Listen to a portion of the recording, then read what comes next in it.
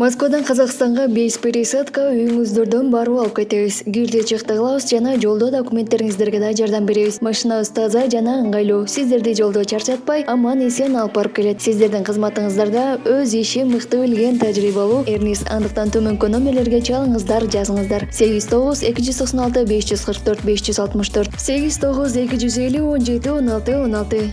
Биз ар дайым сиздердин кызматыңыздарда 24 саат бою байланыштабыз. Андыктан төмөнкү номерлерге чалыңыздар, жазыңыздар. Кыргыз Республикасынын президенти Садыр Жапаров бүгүн 2-июнда Ысык Көл облустунун Чолпон Ата шаарында Тажикстан Республикасынын президенти Эмомали Рахмон менен жолугушту. Өлкө лидерлери Кыргыз-Тажик эки тараптуу кызматташтыгынын актуалдуу маселелерин жана келечегин, аймактык жана эл аралык күн тартибинин артыкчылыктарын талкуулашты. Сүйлөшүүлөрдүн жүрүшүндө Кыргыз-Тажик мамлекеттик чек арасын делимитациялоо жана демаркациялоо маселесине өзгөчө көңүл бурулду. Мамлекет башчылары акыркы жылдарда эки өлкөнүн ортосундагы мамлекеттик чек аранын долбоордук линиясын макулдашуу боюнча азыркы учурга жетишилген натыйжага канааттануусун билдиришти.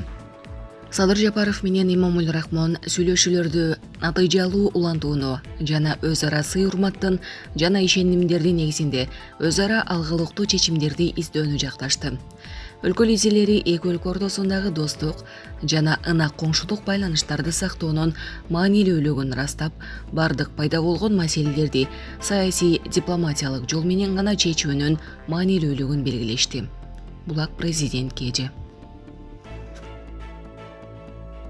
Садыр Жапаров Украинадагы кырдаалга токтолду. Кыргызстандын президенти Садыр Жапаров Европа биримдиги Борбор Азия 2 саммитинде эл аралык коопсуздук маселелери тууралуу айтып жатып, Украинадагы кырдаалга токтолду.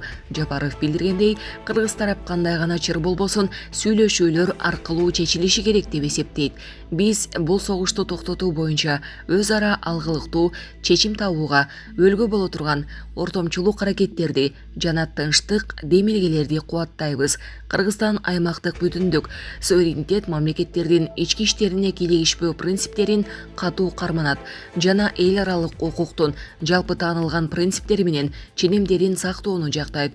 Биз бүгүн эл аралык мамилелердин жана коопсуздуктун дүйнөлүк архитектурасында болуп жаткан терең өзгөртүүлөрдү көрүп турабыз деген президент дүйнөнүн булуң бурчтарында жарыша куралдануунун жана чыңалуунун очоктору пайда болуп жатканы бизди өтө тынчсыздандырат деди. Мындай шарттарда жаңы муундардын келечеги үчүн ар бир өлкөнүн кызыкчылыктарын эске алуу менен глобалдык жана региондук коопсуздукту бекемдөөнүн үстүндө биргелешип иштөө маанилүү деп эсептейбиз.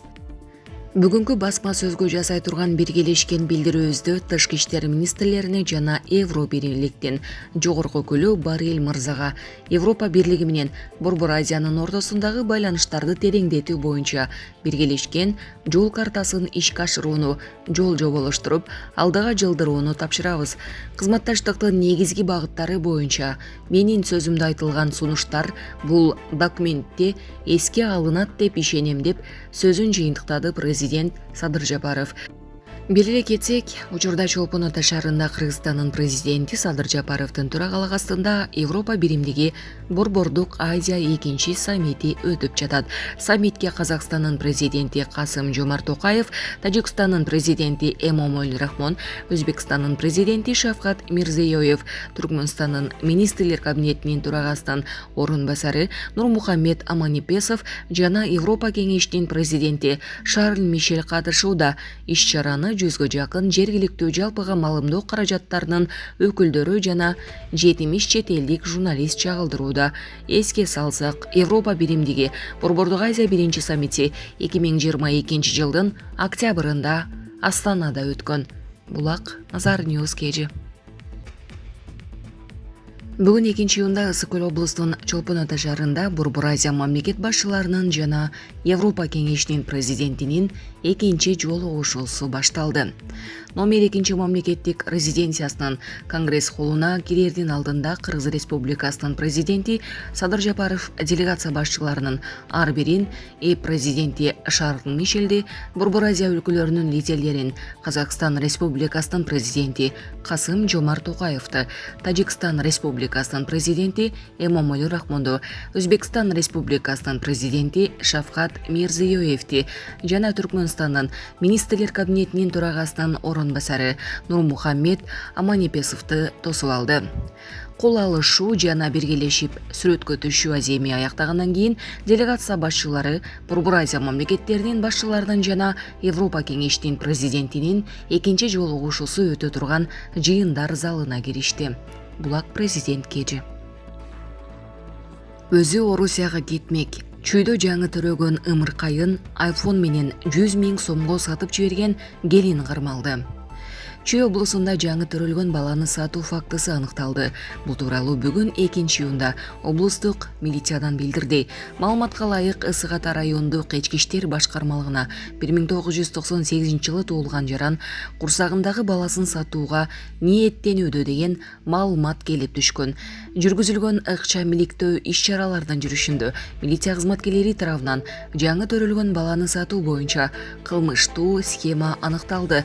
Тактап айтканда, апрель айында 1998-жылы туулган жаран 8 ай кош бойлуу болуп туруп, 1996-жылы туулган жаран менен алдын ала сүйлөшүп, ага курсагындагы баланы төрөгөндөн кийин накталай 100 000 сом, iPhone 12 Pro үлгүсүндөгү уюлдук телефон, Орусияга учуп кетүүчү авиа билетке сатууну жана бала төрөлгөн учурга чейин багуу үчүн камкордукка алууну макулдашышкан деп айтылат маалыматта.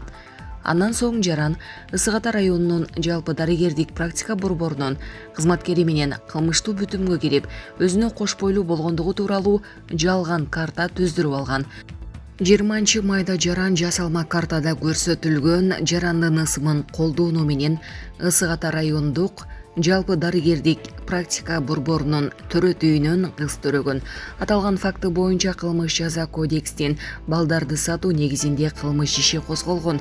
Кылмышка шектүү жогоруда аталган 3 жаран милиция бөлүмүнө жеткирилген. Мындан тышкары жарандан iPhone 12 Pro телефону далил катары алынып, кылмыш ишинин материалдарына тиркелген.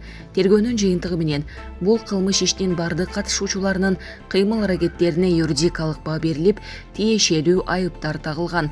Учурда тергөө иштери жүрүп, кылмыш ишин кароо үчүн сотко жөнөтүү маселеси чечилүүдө деп айтылат билдирүүдө. Булак Супер кежи. Кытайдын түндүк чыгышындагы бир нече аймактарды торнадо каптады. 1-июнда түштөн кийин Леонин провинциясынын түндүк чыгыш Кытай бир нече айыл аймактарын торнадо каптап, ондогон турак жайларга жана жүздөгөн гектар эгиндерге зыян келтирген. Бул тууралуу Назар Ньюс маалыматтык агенттигине кытайлык CCTV Плюс агенттиги билдирди. Кырсыктан кийин дароо эле өзгөчө кырдаалдар жана өрт өчүрүү кызматкерлери, электриктер жана капиталдык оңдоочулар жана коомдук коопсуздук кызматкерлери Тилинг шаарынын Сизиози шаарчасына жөнөтүлүп, дароо куюунун кесепеттерин жоюу иштери башташты. Бул айылда күчөгөн элементтердин кесепетинен 13 адам жабыркап, 60тан ашык үй жана дээрлик 300 гектар эгинге зыян келтирилген. Жабыркагандардын бардыгы ооруканага жеткирилип, дарыланышкан. Фусин шаарындагы Си Хуан кыштагында торнадо 40тан ашык турак жай имараттарын жана 10 чарбанын, айыл чарба объектилерин жараксыз абалга келтирип, 200дөн ашык адам жабыркады. Табигый кырсыктын кесепетинен бактыга жараша эч ким жабыркаган эмес. Торнадо ошондой эле Фусин шаарынын негизги көчөлөрүнүн биринин боюндагы бир нече турак жайларды каптады. Жергиликтүү бийлик жабыркагандар тууралуу маалымат жок экенин белгилешти. Булак Назар Ньюс кежи.